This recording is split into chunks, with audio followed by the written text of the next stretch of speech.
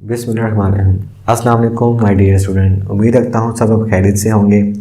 अच्छा, जैसा कि हमने लास्ट वीडियो में रोज़ और डेबिट एंड क्रेडिट के बारे में स्टार्ट किया हुआ था, तो हमने मेन जो उसके अकाउंटिंग पिलर्स हैं उसके हमने रूल्स पढ़े और रूल्स के साथ साथ बेटा हमने क्या पढ़ा, उनकी इम्प्लीमेंटेशन भी पढ़ी। अब कुछ और इम्पोर्टेंट टर्म्स हैं बेटा, उसको डिस्कस करेंगे जो हम रूल और डेबिट क्रेडिट उनके ऊपर भी इम्प्लीमेंटेशन करेंगे उनकी। तो और आपके वो फर्दर जब न्यूमेरिकल सॉल्व करेंगे तो बेटा उसमें सॉल्व करने में आपके लिए काफ़ी आसानी होगी। तो जो हमारी फर्स्ट वीडियो है बेटा उसी का ये पार्ट 2 है, तो इसको अच्छे तरीके से देखें। कुछ मेन पॉइंट्स हैं वो मैं आपको बताता हूँ, उनके ऊपर रूल और डेबिट एंड क्रेडिट को हम इम्प्लीमेंट करते हैं। तो नंबर 1 पे हमारे पास बेटा सबसे पहले आते हैं डेटर्स।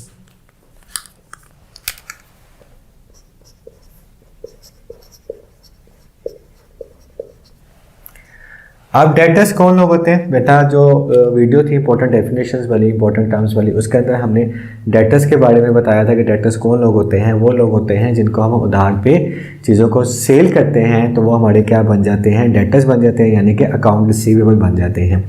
तो डेटर्स बेसिकली आपके क्या होते हैं? डेटर्स आपके एसेट्स होते हैं। डेटर्स क्या होते हैं? आपके एसेट्स होते हैं। अकाउंटिंग में बेटा जितने भी आपके रिसीवेबल्स होते हैं वो सब क्या होते हैं? आपके एसेट्स होते हैं। चलिए इसकी ट्रांजैक्शन लिखते हैं और साथ उसकी इम्प्लीमेंटेशन करते हैं।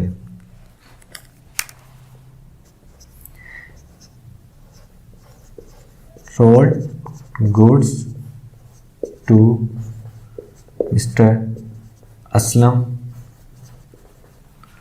On credit ₹10,000। अब बेटा मैंने ट्रांजेक्शन लिखी है सेल की, वैसे कि रेवेन्यू हमारा इंक्रीज हुआ है, सेल बढ़ा, लेकिन उसके बदले हमारे पास कैश नहीं आया, हमने उधार पे बेची है। तो अभी हमने डेटर्स के बारे में पढ़ा था, जिसको हम उधार पे चीज़ें बेचते हैं तो हमारे क्या बन जाते हैं? डेटर्स बन जाते हैं। तो मिस्टर असलम बेटा हमारा यहाँ पे क्या बन गया है? डेटर बन गया है। तो डेटर्स हमने पढ़ा था, डेटर्स हमारे क्या होते हैं? एसेट होते हैं। ये हमारा क्या बन गया बेटा? डेटर्स बन गया। एसेट मीन्स यानी कि इस पे जो रूल अप्लाई होगा बेटा, जो इसके ऊपर रूल लागू होगा वो कौन सा होगा? एसेट वाला रूल अप्लाई होगा कि एसेट बढ़ता है तो डेबिट होता है, कम होता है तो वो क्रेडिट होता है। तो और सेल यानी कि सोल्ड का मतलब ये बेटा आपका क्या है? रेवेन्यू है। और रेवेन्यू के बारे में, रेवेन्यू इंक्रीज हो रहा है बेटा, यहाँ पे हमारे डेटर भी इंक्रीज हो रहे हैं। रेवेन्यू के बारे में भी आपको पता है, सेल्स होती है, सेल्स बढ़ती है तो क्रेडिट होती है, रेवेन्यू बढ़ता है तो क्रेडिट होता है, एसेट बढ़ता है तो डेबिट होता है। तो चलें अब हम फॉर्मेट बना लेते हैं।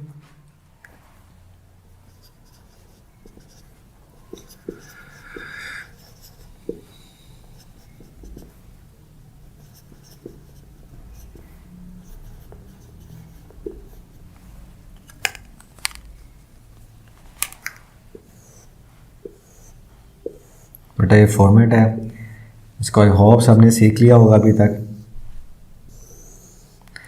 अच्छा, तो बेटा सेल रेवेन्यू, जब भी चीज़ें बढ़ती हैं, सेल होती हैं तो रेवेन्यू हमारा इंक्रीज होता है तो क्रेडिट होता है। दूसरी तरफ हमारे एसेट बढ़े, एसेट्स कौन से बढ़े हैं? डेटर्स के फॉर्म में बढ़े। मिस्टर असलम हमारा डेटर्स इंक्रीज हो रहे हैं तो मिस्टर असलम को मैं क्या करूँगा बेटा? डेबिट करूँगा। और सेल्स अकाउंट को बेटा मैं क्या कर दूंगा? क्रेडिट कर दूंगा 10,000 से।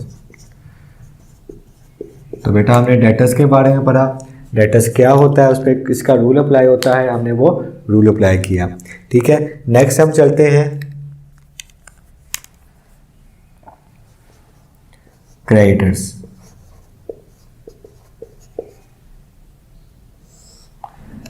और क्रेडिटर्स बेटे आपकी क्या होती हैं? क्रेडिटर्स हमारी लायबिलिटीज होती हैं।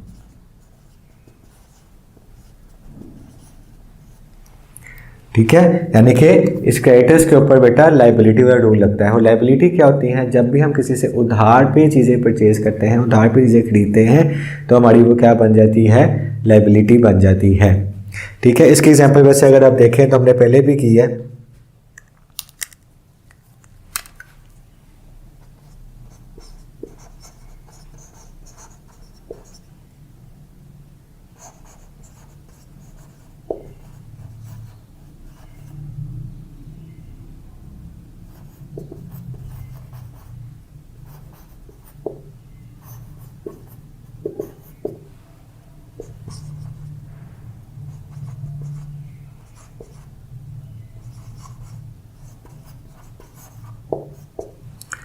हमने मशीनरी परचेज़ की मिस्टर आरिफ से, किस पे, उधार पे। तो हमने जब उधार पे चीज़ें खरीदी तो मिस्टर आरिफ बेटा हमारे क्या बन गया, क्रेडिटर बन गया। हमने उसके क्या करने थे, पैसे पे करने थे। तो ये बेटा हमारा क्या बन गया, क्रेडिटर बन गया, क्योंकि हमने इसके पैसे पे करने हैं। और मशीनरी बेटा आपका क्या होता है, एसेट होता है, और एसेट बढ़ता है तो आपको पता है एसेट का रूल क्या बढ़ता है तो डेबिट होता है। क्रेडिटर क्या है, लायबिलिटी है, और लायबिलिटी बढ़ती है तो क्रेडिट होती है। इसकी भी एंट्री पास कर लेते हैं।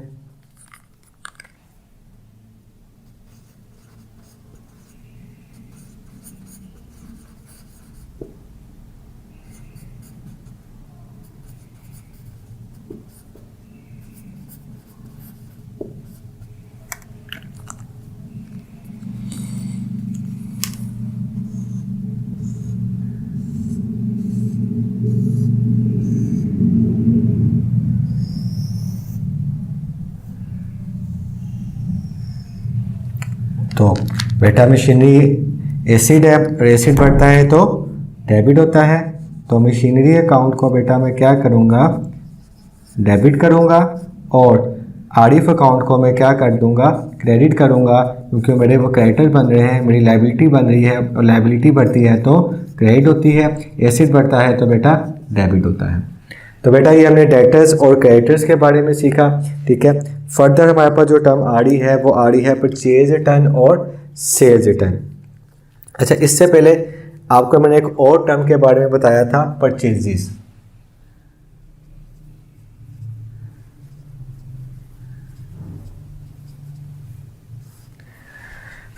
अकाउंटिंग के अंदर परचेजेस की बेटा डेफिनेशन क्या होती है कि जो वो चीज़ें जो हम बेचने के मकसद के लिए खरीदते हैं तो हमारी क्या बन जाती हैं, परचेजेस बन जाती हैं। और परचेजेस बेसिकली आपका एक्सपेंस ट्रीट किया जाता है। क्या ट्रीट किया जाता है, एक्सपेंस ट्रीट किया जाता है। एक्सपेंस बढ़ता है तो डेबिट होता है। तो मैं यहाँ पे एंट्री लिखता हूँ,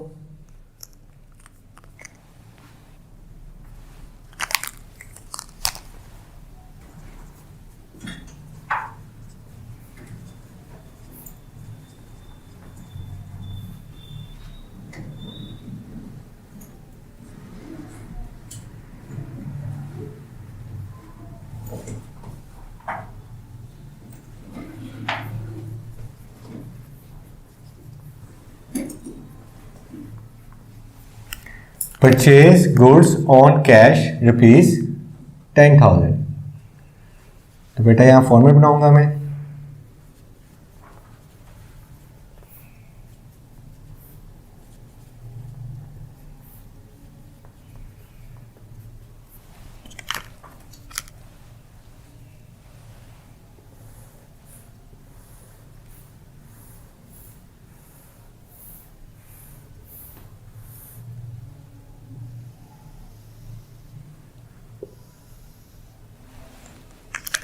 अब बेटा मैंने गुड्स परचेज की। परचेजेस के बारे में बेटा मैंने आपको क्या बताया था, ये हमारा क्या होता है, एक्सपेंस होता है। ये क्या होता है, हमारा एक्सपेंस होता है। और ये कैश बेटा हमारा एसेट होता है। तो ये एक्सपेंस भी बढ़ रहा है और हमारा जो है कैश वो कम हो रहा है कि हमने चीज़ें परचेज की हैं। तो जब चीज़ें हमने परचेज की, गुड्स परचेज की, तो बेटा हमारे पास से कैश चला गया। और जब भी अकाउंटिंग के अंदर बेटा आपने गुड्स को परचेज करना है तो आपने डेबिट किसको करना है, परचेजेस को करना है, गुड्स को नहीं करना, क्योंकि गुड्स का नंबर ऑफ गुड्स आ जाती हैं। अब क्या क्या गुड्स हैं ये आपको इसके बारे में कुछ नहीं पता। जैसे मैंने एग्जांपल दी थी जनरल स्टोर की, वो आटा, घी, चावल, शैम्पू चीज़ें लेके आ रहा है, तो सबका कलेक्टिव नाम क्या रख दिया जाता है, परचेजेस रख दिया जाता है। तो हमें क्या करूँगा, मैं कहूँगा ये हमारी क्या हुई है, परचेज हुई है। तो परचेज जब भी बढ़ती है तो बेटा डेबिट होती है, और आपके पास से कैश गया, कैश अकाउंट को मैं क्या कर दूंगा, क्रेडिट कर दूंगा 10,000 से। ठीक हो गया बेटा। नेक्स्ट हमारे पास आता है परचेज रिटर्न। अच्छा, अब परचेज रिटर्न के बारे में बेटा आपको अच्छे तरीके से पता है कि परचेज रिटर्न क्या होता है, ठीक है। जब भी हम कोई चीज़ें खरीदते हैं और खरीदने के बाद हम उसको रिटर्न कर देते हैं, वापस कर देते हैं, तो हमारा क्या कहलाता है, वो परचेज रिटर्न कहलाता है। तो परचेज रिटर्न बेटा जब भी इंक्रीज होता है, परचेज रिटर्न जब भी इंक्रीज होता है तो बेटा हम उसको क्या करते हैं, क्रेडिट करते हैं, उसको हम क्या करते हैं, क्रेडिट करते हैं। और जिससे हमने परचेज किए होते हैं बेसिकली हमारी वो लायबिलिटी होती है, और लायबिलिटी कम होती है तो वो डेबिट होती है। तो मैं लिखता हूँ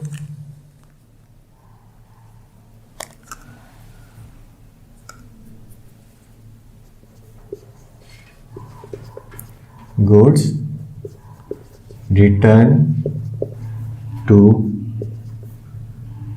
Mr. Ali rupees 5000। Mister Ali को बेटा आपने गुड्स रिटर्न किए हैं, ठीक है, मिस्टर अली को गुड्स। अब जब टू का वर्ड डाल देना बेटा रिटर्न टू, तो इसका मतलब आप क्या कर रहे हो, परचेज रिटर्न कर रहे हो। जब फर्दर आगे बढ़ेंगे उसमें रिटर्न फ्रॉम आ जाए तो उसका मतलब होता है सेल रिटर्न की चीज़ें आपको वापस आई हैं। तो टू का मतलब आपने चीज़ें वापस की हैं, किसको, मिस्टर अली को। तो उसका मतलब ये क्या हुआ है बेटा, आपका परचेज रिटर्न हुआ। ये क्या हुआ है, परचेज रिटर्न हुआ। परचेज रिटर्न बढ़ता है तो मैंने क्या बताया था, क्रेडिट होता है। तो इसकी एंट्री, तो मिस्टर अली इस मेन कि मिस्टर अली आपकी लायबिलिटी था कि आपने उसके पैसे देने थे, उसी चीज़ आपने परचेज की हुई थी तो उसको आपने रिटर्न कर दी। तो मिस्टर अली को आप क्या कर दोगे, डेबिट कर दोगे, और परचेज रिटर्न को क्रेडिट कर दोगे।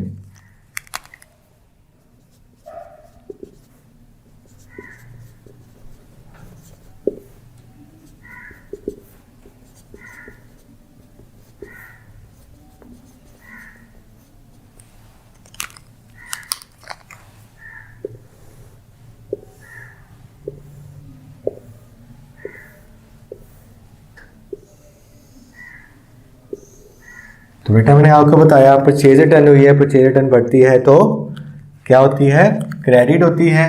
तो मैं यहाँ पे परचेज रिटर्न को बेटा क्या कर दूंगा, क्रेडिट कर दूंगा, और मिस्टर अली को मैं क्या कर दूंगा, डेबिट कर दूंगा। कितने से, 5000 से। तो ये चीज़ क्या शो कर रही है कि आपने मिस्टर अली को चीज़ें रिटर्न की है। अच्छा देखा जाए परचेजेस बेटा जब भी बढ़ेंगी तो वो डेबिट होगी, और जब परचेज रिटर्न होगी तो वो क्या होगी, क्रेडिट होगी, क्योंकि चीज़ें हम वापस कर रहे हैं। जैसे कि हम देखते हैं परचेजेस बढ़ती है डेबिट होती है, इस पे एक्सपेंस का रूल होता है, एक्सपेंस बढ़ता है डेबिट होता है, कम होता है तो वो क्रेडिट होता है। एज इट इज़ जब परचेज बढ़ी थी तो हमने उसको डेबिट किया था, वही परचेजेस हमने वापस कर दी तो हमने उसको परचेज रिटर्न में डाल दिया, वो क्रेडिट हो गई। अच्छा उसके बाद हमारे पास आता है सेल्स रिटर्न।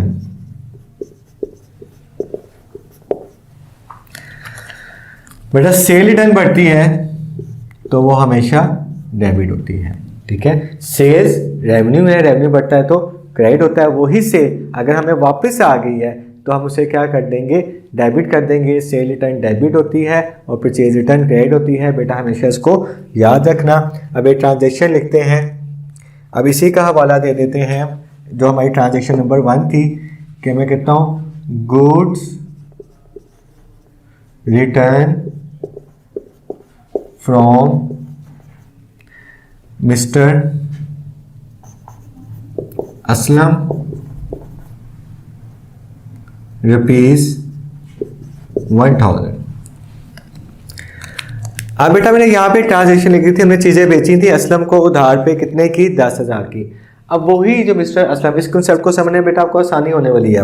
देखो कि हमने मिस्टर असलम को चीज़ें बेची कितने की, 10,000 की। अब मिस्टर असलम से हमारे पास 1000 की चीज़ें वापस आ गई, तो सेल की भी चीज़ें वापस आ गई। वैसे भी जब फ्रॉम का वर्ड आ जाए तो उसके अंदर चीज़ें आपको सेल रिटर्न हो रही है। टू का मतलब आ जाए आप परचेज रिटर्न कर रहे हो। तो मिस्टर असलम से 1000 की चीज़ें हमारे पास वापस आ गई, सेल रिटर्न बढ़ता है तो मैंने क्या लिखा, डेबिट होता है।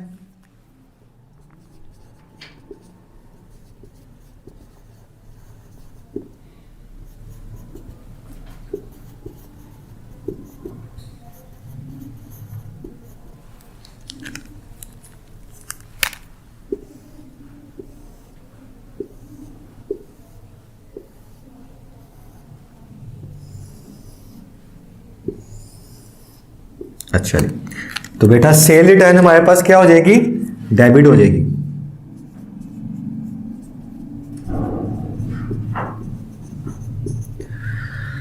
कितने से, 1000 से। अब देखो मिस्टर असलम से हमने कितने पैसे लिए थे, 10,000।